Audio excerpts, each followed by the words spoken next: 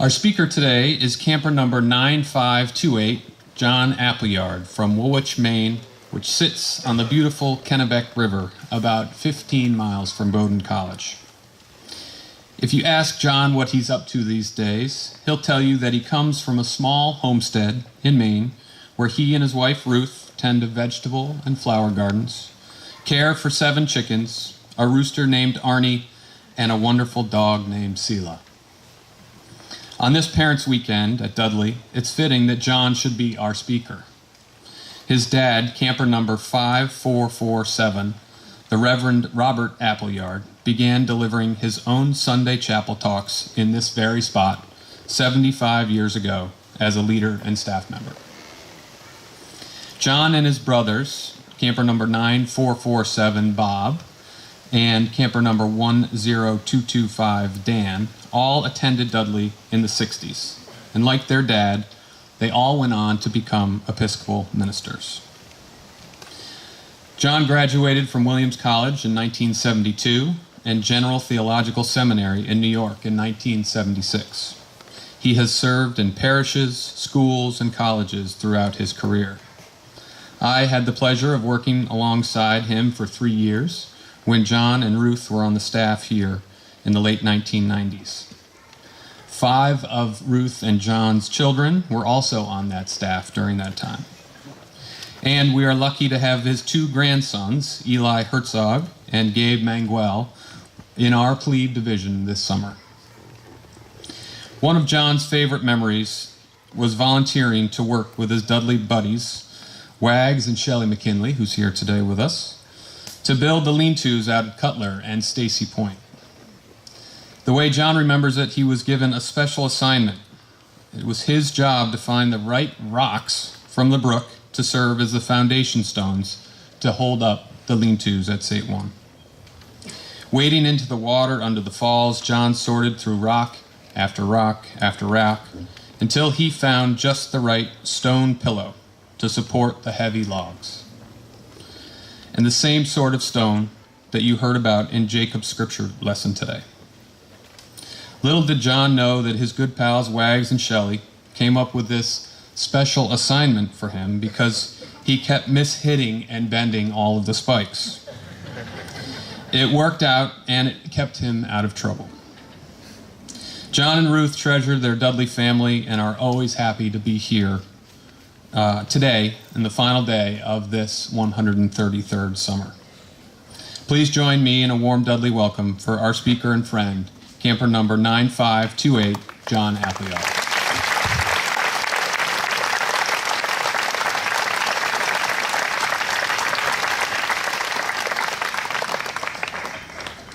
Thanks, Matt and Jess, for your welcome. Thanks to all of you who greeted us as we came through those precious gates again and said, we belong here.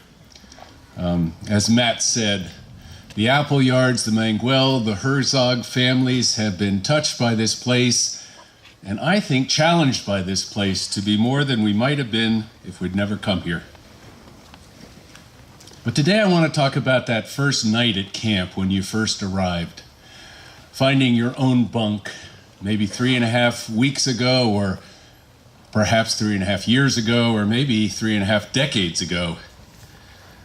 Do you remember that feeling of being surrounded by the strange sounds of other people, not your family, yet?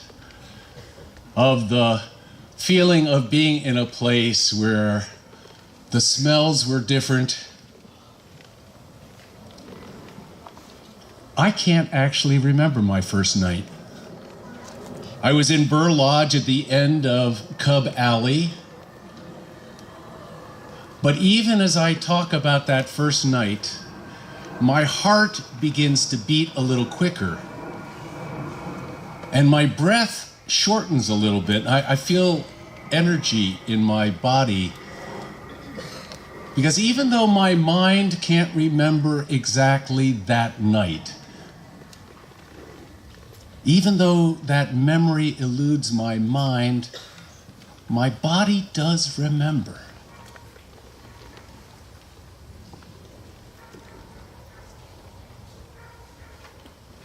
Do you remember moments like that? where your mind doesn't really do the remembering, but something springs up within you. Something like wonder waking you up.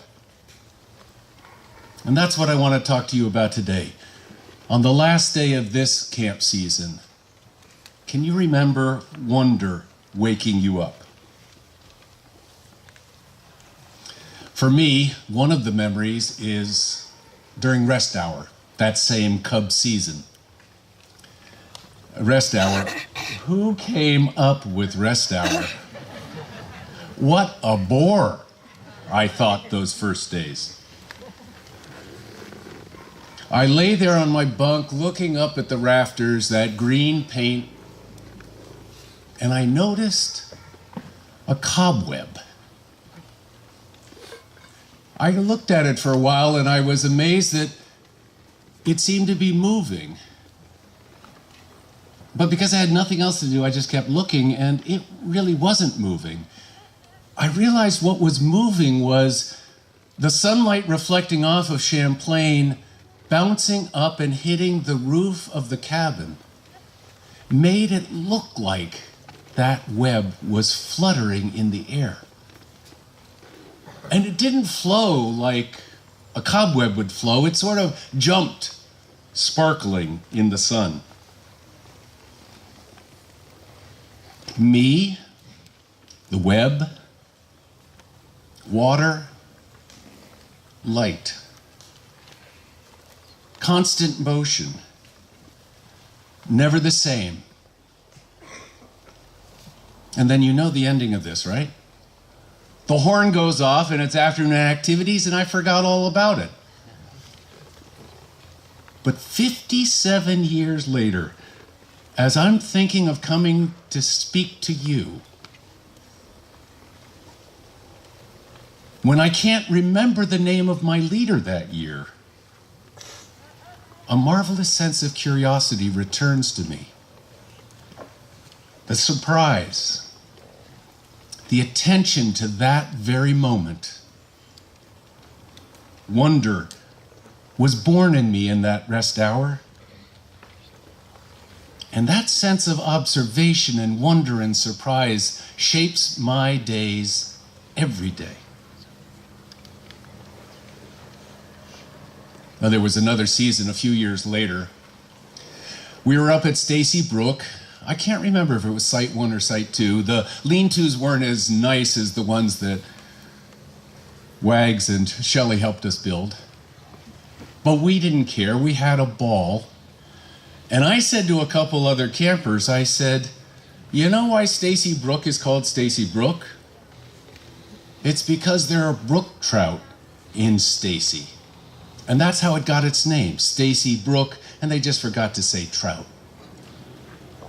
If you take a little piece of bread and a string and go up or down the brook and are very patient and just dangle that little piece of bread at the top surface of the water, when the trout come up to bite, you can pull it and get the trout out of the water. And if you do that, in addition to hamburgers, we'll have some trout for dinner.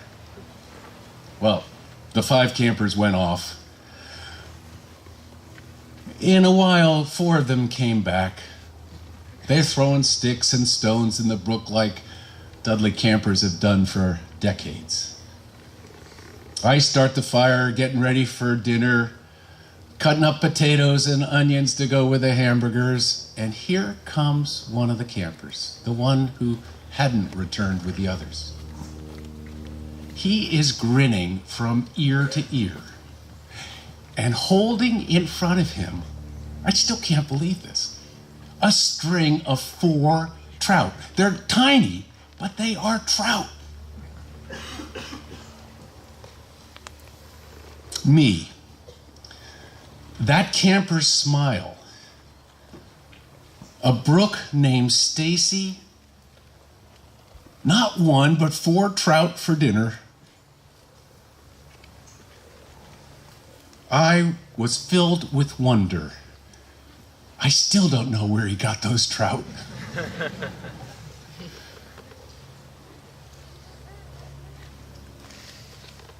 Wonder wakes us up when she will.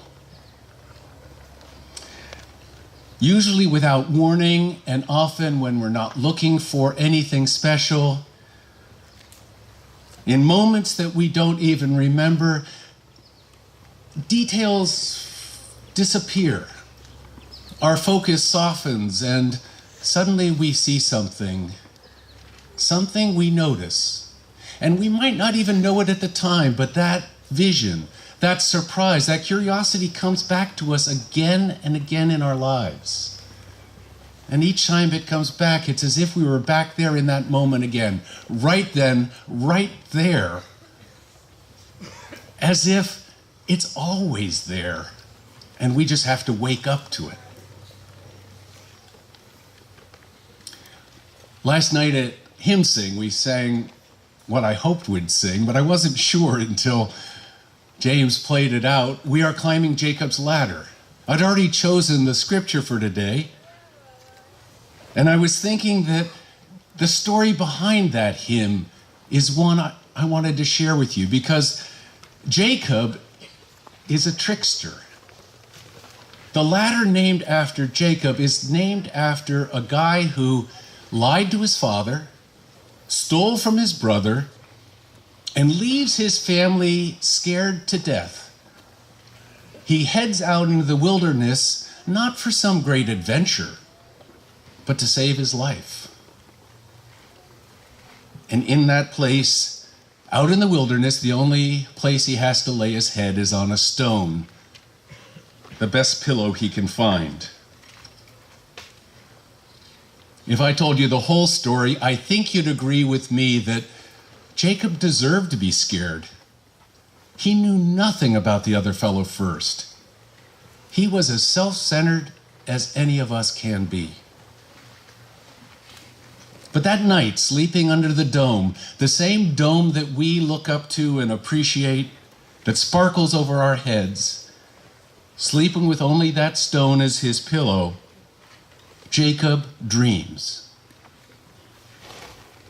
And I think that moment comes to all of us.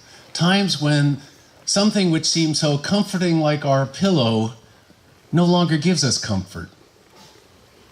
A moment when the sheltering dome which we so enjoy on one night feels cold and distant, mechanical on another. Times when our choices wind up leading us down a pathway to the end of a line where we find ourselves alone and without a way forward. Jacob, alone. That's when wonder comes his way. He sees a ladder in his dream, and the ladder connects his resting place to heaven. This earth and heaven, separated in so many of our minds, is in that moment of dream not separated at all. The distance is no distance at all. Angels run up and down. This isn't about a merit advancement, step by step climbing up, but the rush of energy flowing back and forth. In time, Jacob will learn, as I think I am still learning, and I hope you are still learning, that God's dwelling place is not somewhere far away, but it's with him. And we might even say God's dwelling place is in him and in each of us. Wherever we are, whatever we've done, the distances we create between God and us are distances we create that are only as real as our confusions. Mid mountains and lakes, in cities and in school, with every people, language, and nation, God makes God's dwelling place in us and all life. I can't tell you where wonder woke you up, whether it happened this summer or will happen this year. Perhaps you can't remember either, but I have a secret to share with you. And mostly I want to share this with you campers. So come close to me in your heart and listen. You don't have to remember wonder. Wonder remembers you. Maybe a smell, maybe a song, maybe the words of a friend, a touch. It might remind you of a song sung at chapel. It may be a chapel talk that stirred you. Maybe something that happened on the ball field or in the woods. You might have been with a group or by yourself. But like Jacob's dream, when you are waiting, when you are ready, wonder will come to you and awake you as from a sleep. And you will know when wonder wakes you right there and right now what Jacob knew, that this is the dwelling place of God. This is holy ground.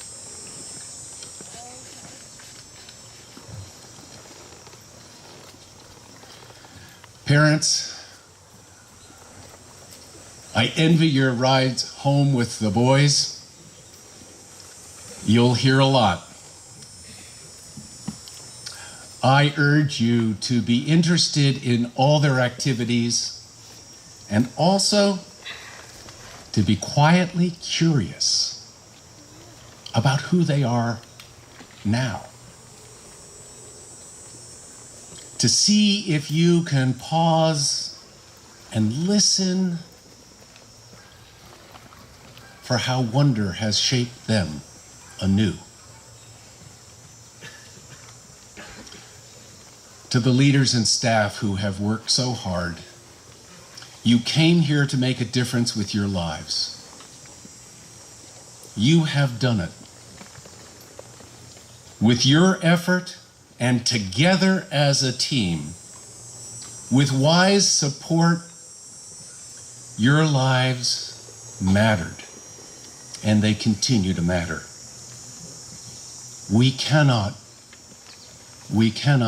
say enough to say thank you.